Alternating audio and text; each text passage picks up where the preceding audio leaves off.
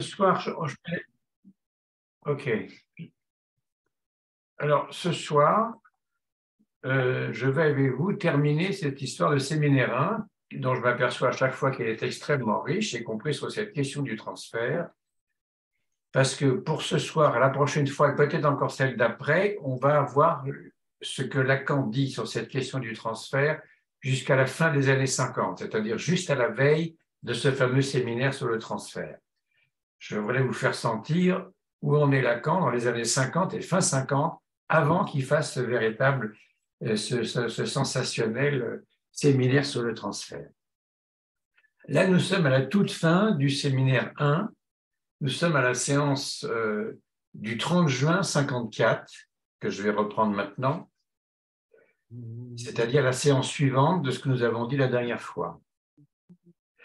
À cette séance donc du 30 juin 54, Lacan rappelle qu'il est parti des règles techniques exprimées pour la première fois dans les écrits techniques de Freud. Et il dit, à propos de ces règles, à la fois parfaitement formulées et des plus incertaines. Par une pente qui était dans la nature du sujet, nous avons été amenés à ce autour de quoi nous sommes depuis le trimestre dernier, la structure du transfert. C'est pour ça que j'ai appelé ce début d'intervention la structure du transfert. Il ajoute, pour situer les questions qui s'y rapportent, il faut partir du point central où notre investigation dialectique nous a menés, à savoir qu'on ne peut rendre compte du transfert comme d'une relation duelle, imaginaire, et que le moteur de son progrès, c'est la parole. Voilà, cette histoire de parole dans ces années 50, c'est martelé, martelé, martelé. Mettre en jeu la projection illusoire d'une quelconque des relations fondamentales du sujet sur le partenaire analytique, ou encore la relation d'objet, le rapport entre transfert et contre-transfert, qu'on entend toujours à la SPP, tout cela qui reste dans les limites d'une two-bodies psychology est inadéquat. Inadéquat, hein? C'est ce que nous montrent non seulement les déductions théoriques, mais les témoignages concrets des auteurs que j'ai cités. Alors, qu'a-t-il cité? Il a cité au moins 3 auteurs, on en parlait la dernière fois aussi. Balint, cette expression de Two Bodies Psychology, Nürnberg et Loewenstein, le soi-disant analyste de Lacan. Je disais l'autre jour que c'était peut-être l'inverse qui s'était passé, c'était Loewenstein qui était en analyse avec Lacan. Donc, voilà ce qu'il avait cité. Rappelez-vous, dit Lacan, ce que Balint nous dit de ce qu'il constate lors de ce qu'il appelle la terminaison d'une analyse. Il dit ce n'est rien d'autre qu'une relation narcissique. Balint. Alors, cette séance du 30 juin 54 est pour nous des plus intéressantes par sa terminaison. Terminaison comme avant-dernière séance du séminaire 1. Pourquoi? Parce que Lacan semble anticiper sur son ternaire RSI, réel symbolique imaginaire, en énonçant que, je cite à nouveau, c'est dans la dimension de l'être que se situe la tripartition du symbolique, de l'imaginaire et du réel. Catégories élémentaires sans lesquelles nous ne pouvons rien distinguer dans notre expérience. Ce n'est pas pour rien, sans doute, qu'elles sont 3. Il doit y avoir là une loi minimale que la géométrie ne fait ici qu'incarner. À savoir que si vous détachez dans le plan du réel quelques volets qui s'introduisent dans une 3e dimension, vous ne pourrez rien faire de solide qu'avec 2 autres volets au minimum.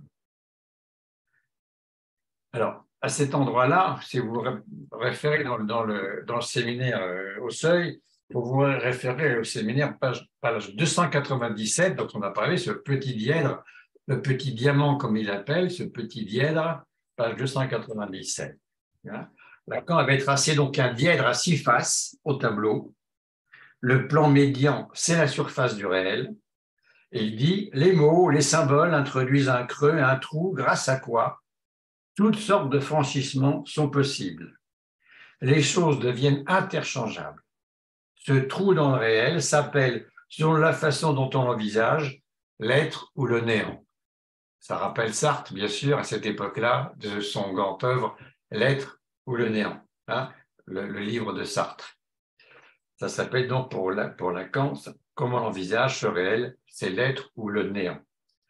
Référence à Jean-Paul Sartre. Un tel schéma, dit-il, vous présentifie ceci. C'est seulement dans la dimension de l'être et non pas dans celle du réel que peuvent s'inscrire les trois dimensions, les trois passions fondamentales à la jonction, c'est les arêtes du dièdre, à la jonction, attends, je ne sais plus où j'en suis là. Voilà, je ne sais plus où j'en suis. À la jonction du symbolique et de l'imaginaire, cette cassure, si vous voulez, cette ligne d'arête qui s'appelle l'amour, à la jonction de l'imaginaire et du réel, la haine, à la jonction du réel et du symbolique, l'ignorance. Nous savons que la dimension du transfert existe d'emblée, implicitement, avant tout commencement de l'analyse. Il y en a des choses importantes là-dedans. Avant tout commencement de l'analyse, avant que, et là, une expression quand même assez gonflée, assez culottée de Lacan, avant que le concubinage, qu'est l'analyse, ne le déclenche. Le concubinage, c'est quand même pas rien, hein, c'est partager la même couche, le concubinage. Le concubinage, qu'est l'analyse, ne le déclenche. L'analyse comme concubinage. Or, ces deux possibilités de l'amour et de la haine ne vont pas sans cette troisième, qu'on néglige et qu'on ne nomme pas parmi les composantes primaires du transfert. L'ignorance. L'ignorance en tant que passion. Le sujet qui vient en analyse se met pourtant comme tel dans la position de celui qui ignore. Pas d'entrée possible dans l'analyse sans cette référence. On ne le dit jamais, on n'y pense jamais, alors qu'elle est fondamentale. Page 298. Voilà, premier volet. Deuxième volet, le séminaire, toujours l'amour versus le désir, la distinction.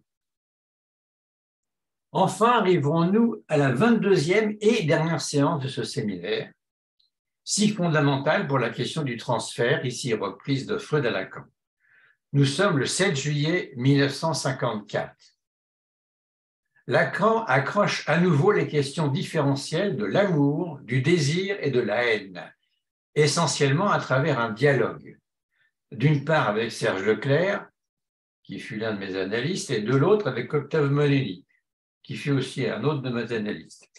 L'amour se distingue du désir, dit Lacan. Il vise l'être et non la satisfaction. Le désir, c'est la relation limite qui s'établit de tout organisme à l'objet qui le satisfait. Ce sont la façon dont parle Lacan des années 50. Hein. Après, il parle autrement.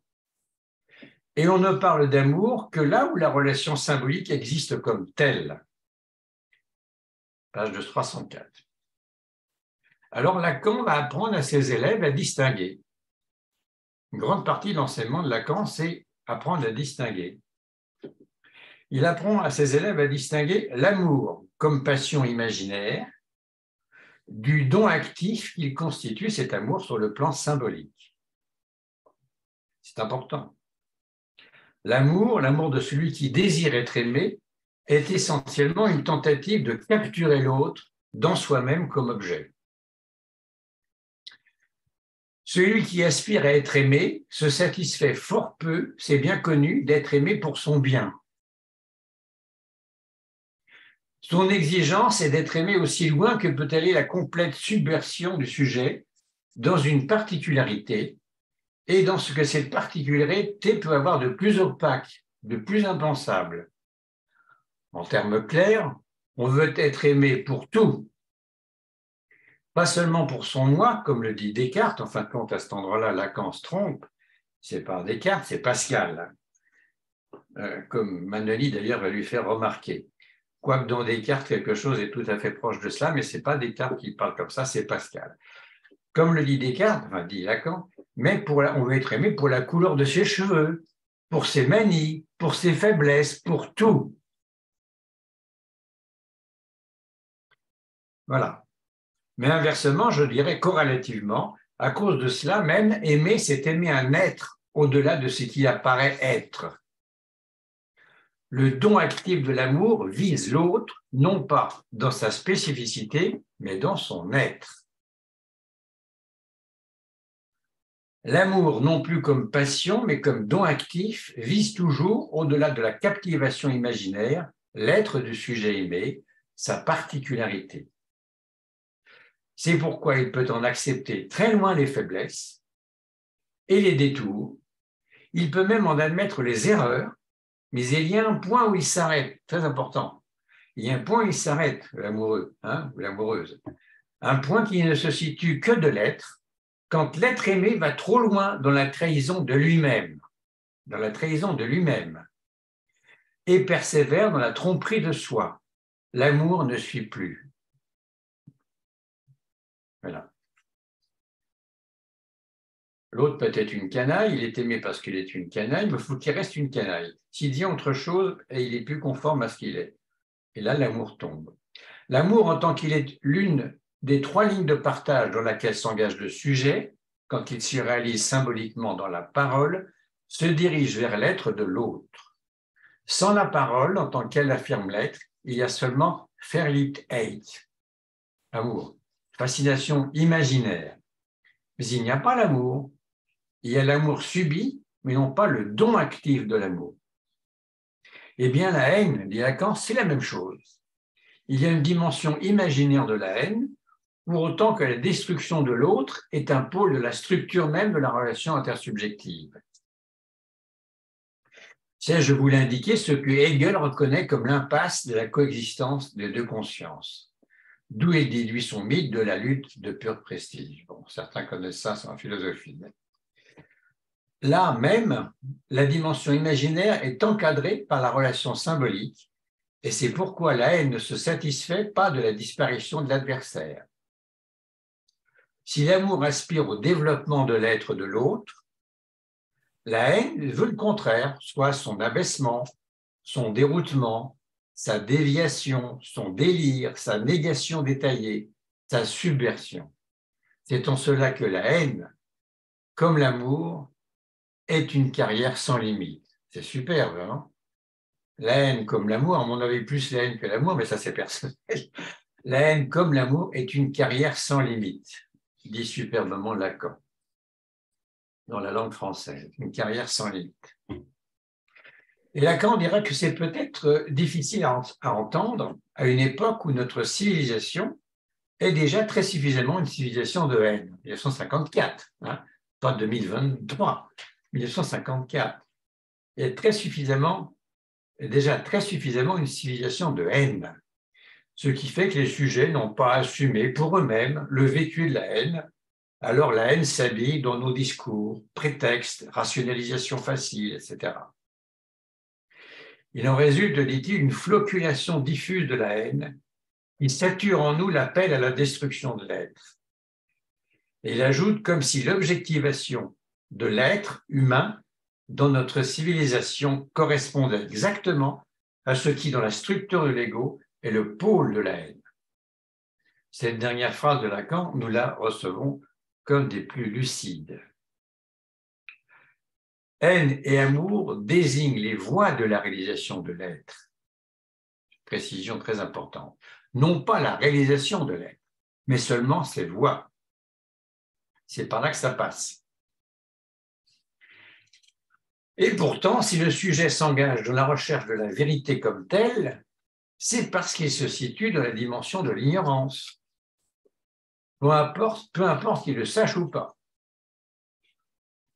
C'est là un des éléments de ce que les analystes appellent readiness to the transference, ouverture au transfert.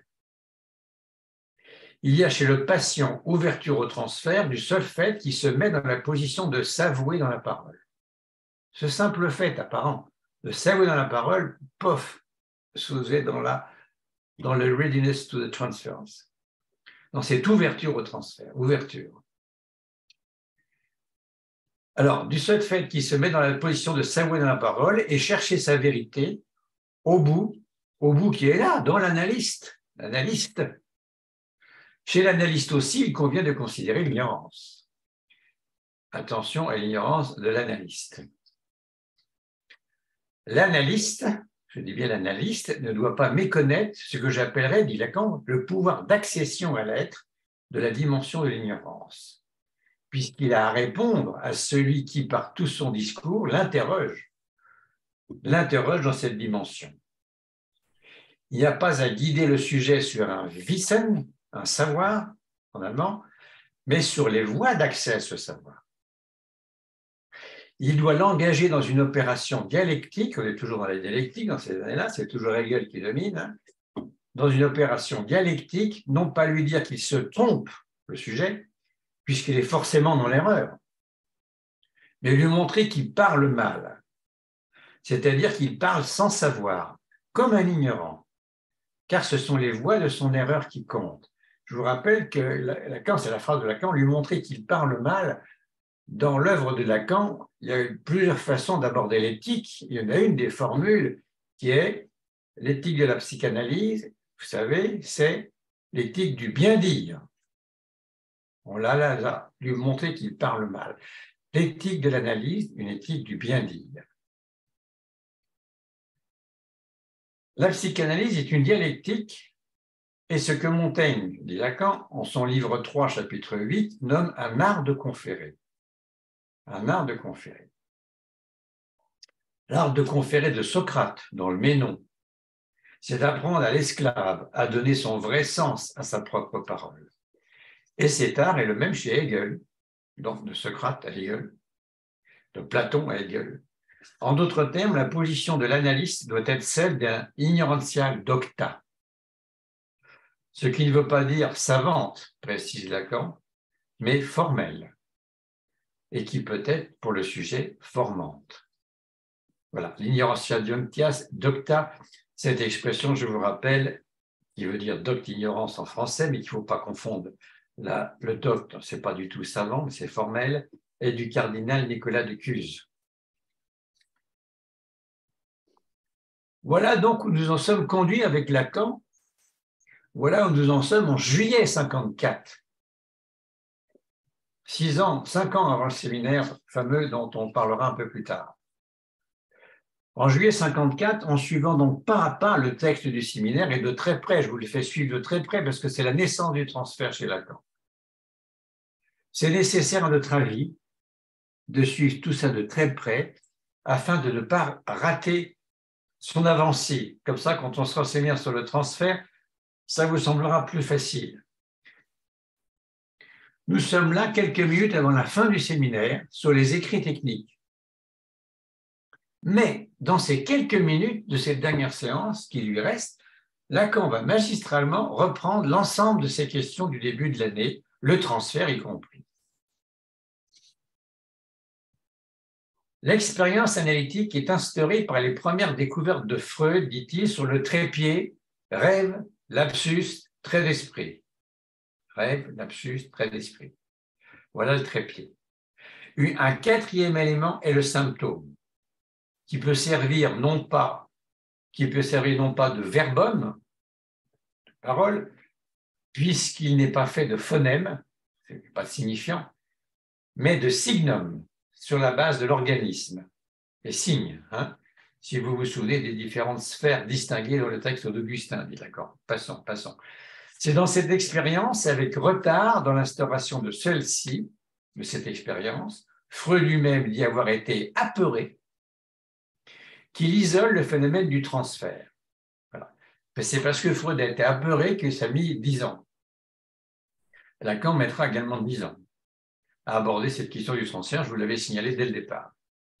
De n'être pas reconnu, le transfert opéré comme obstacle, et donc ratage des cures, souvenez-vous de Dora, etc., chez Freud, de n'être pas reconnu le transfert opéré comme obstacle au traitement, reconnu, il devient le meilleur appui du traitement. Pour ça, je vous disais, la pire et la meilleure des choses, le transfert. Mais avant même de s'apercevoir de l'existence du transfert, Freud l'avait déjà désigné. On l'avait abordé un peu la dernière fois. En effet, il y a dans la Traumdeutung une définition de l'Übertragung du transfert en fonction du double niveau de la parole. Je vous l'ai dit. Il y a des parties du discours désinvesties de signification qu'une autre signification, la signification inconsciente, vient prendre par derrière. Freud le montre à propos du rêve, et je vous l'ai fait voir dans des lapsus éclatants, dit Lacan. Ce transfert, nous nous apercevons qu'il est notre appui.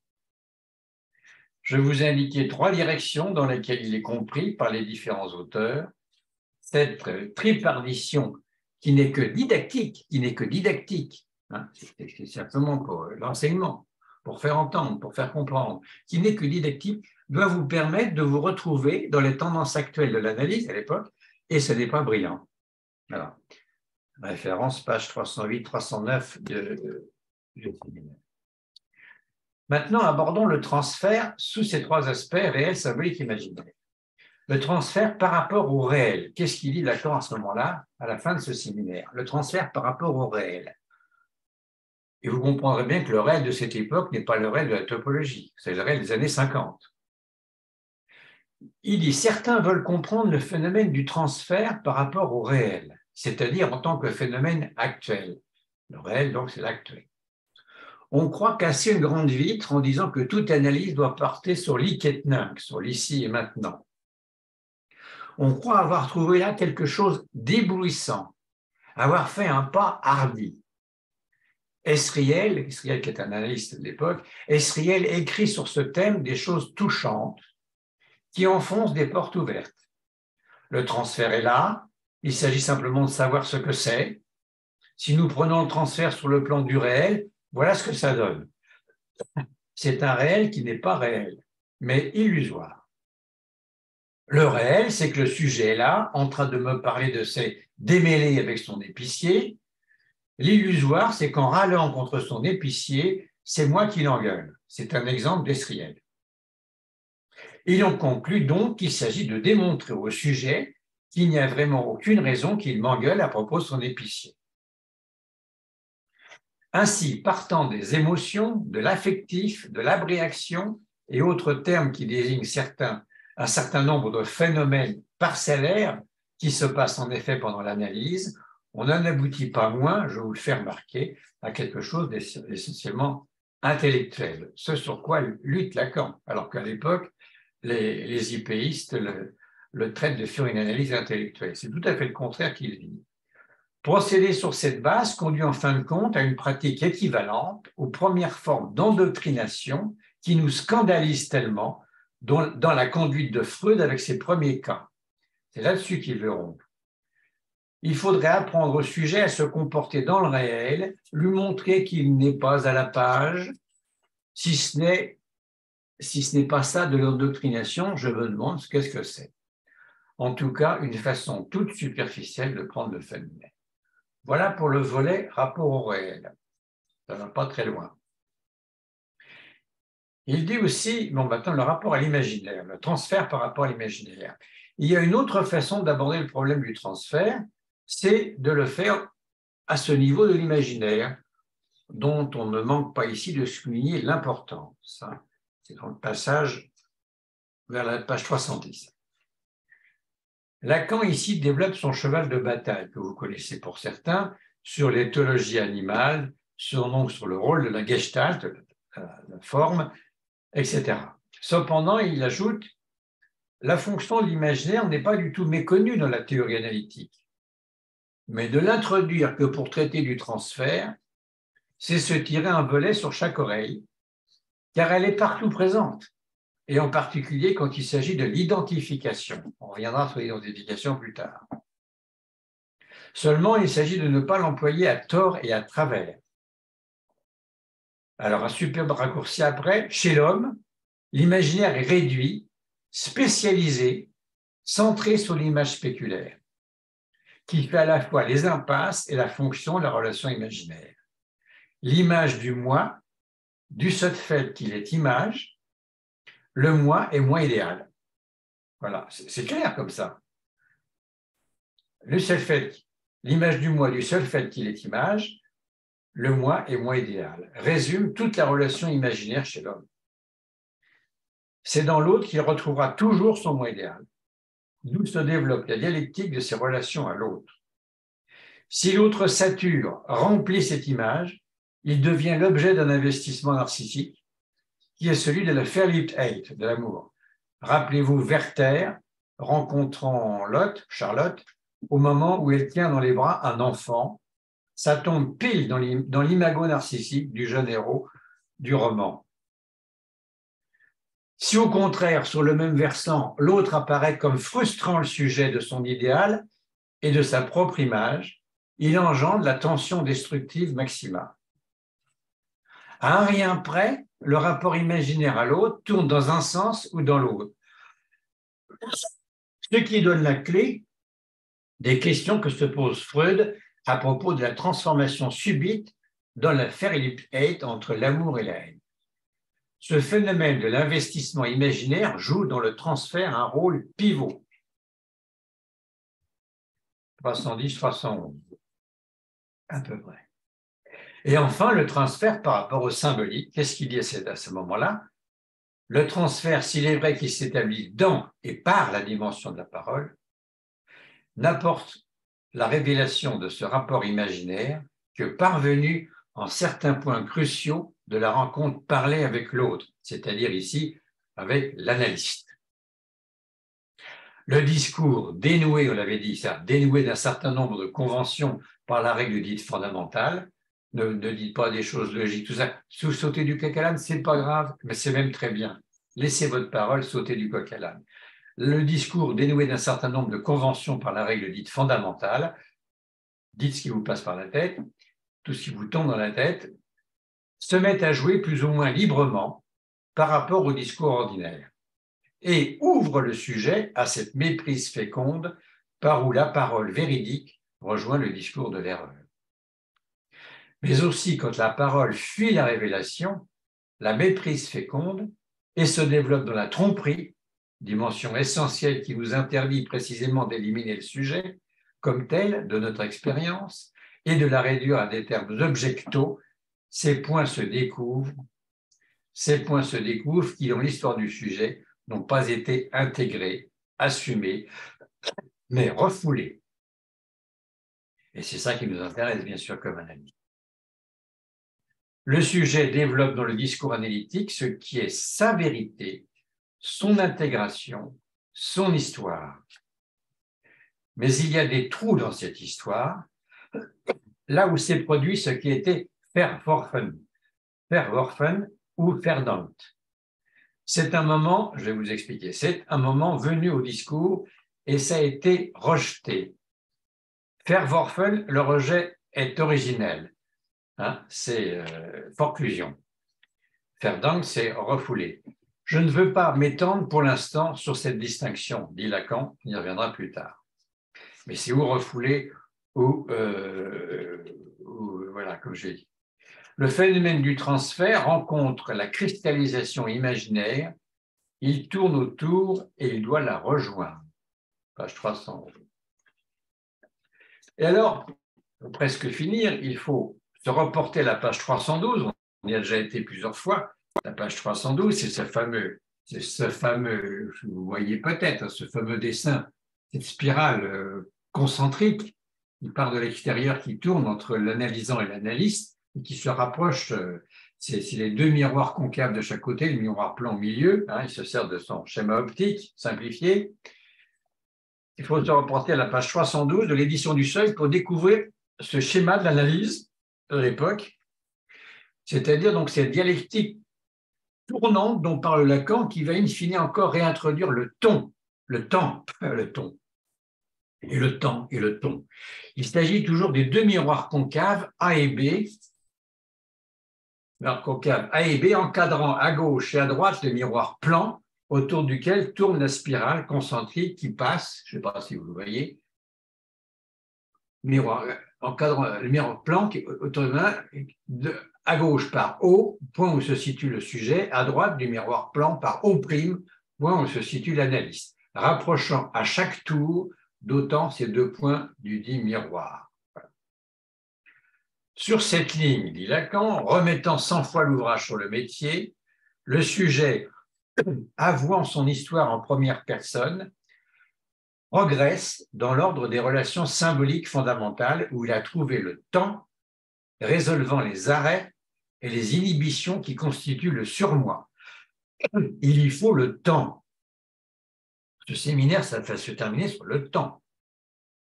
Si les échos du discours s'approchent trop vite du point O', c'est-à-dire si le transfert se fait trop intense, il se produit un phénomène critique qui évoque la résistance. La résistance sous la forme la plus aiguë où on puisse la voir se manifester, le silence. En quoi vous saisissez, n'est-ce pas, que, comme le dit Freud, le transfert devient un obstacle quand il est excessif. Il faut dire aussi que si ce moment arrive en temps opportun, le silence prend toute sa valeur de silence. Il n'est pas simplement négatif, il vaut comme au-delà de la parole. Donc, vous voyez, plusieurs types de silence. Certains moments de silence dans le transfert représentent l'appréhension la plus aiguë de la présence de l'autre comme tel. Et l'autre, c'est l'analyste. Voilà. Et Lacan, on est à la fin du séminaire, on est au mois de juillet, incite ses auditeurs qui partent en vacances estivales à relire les petits écrits de technique de Freud. Il ajoute, avec la chute là, vous vous apercevrez que les contradictions apparentes à propos du transfert, à la fois résistance et moteur de l'analyse, ne se comprennent que dans la dialectique, encore c'est foutu dialectique, dans la dialectique de l'imaginaire et du symbolique. Page 313. À la toute fin de la séance, Lacan, encore hegelien, dira, après il sera plus hegelien, Lacan, encore hegelien, dira, à quoi cela conduit-il? Sinon à poser à nouveau que le concept, c'est le temps. Ça, c'est Hegel. En ce sens, on peut dire que, et là je vous livre la formule qui est formidable, en ce sens, on peut dire que le transfert, c'est le concept même de l'analyse, parce que c'est le temps de l'analyse. Référence, donc, page 314. Je répète une dernière fois, le transfert, c'est le concept même de l'analyse, parce que c'est le temps de l'analyse. 1954. Voilà, messieurs, dames. La prochaine fois, on ira voir fin 58, où il en est, donc 4-5 ans plus tard, juste avant le séminaire sur le transfert, où il en est, en 58. Ça ne bougera pas trop, mais il y a des choses, il y a des remarques à faire pour la deuxième séance de janvier. Ça sera sur le séminaire 2, si vous voulez le lire, sur le mois. Il y a des choses à accrocher en séminaire mois, qui n'est pas consacré au transfert, mais dans les virages, on trouve un tas de choses, parce qu'il va inventer encore son algèbre. Il est en train de construire le grand hôte, il est en train de... Bon, ça va nous servir pour arriver à cette espèce d'œuvre majeure qui est le séminaire sur le transfert de 60-61. Voilà. Je m'arrête pour vous permettre de faire des remarques qui ne seront pas enregistrées, n'est-ce pas, monsieur Moigny? Oui, je coupe. Je coupe maintenant, c'est bon? Pour libérer la parole, pour pas que vous retrouviez sur YouTube et que vous n'avez pas voulu. Moi, je l'ai voulu. J'arrête l'enregistrement. Hein. Voilà. Okay. Et donc, on peut parler.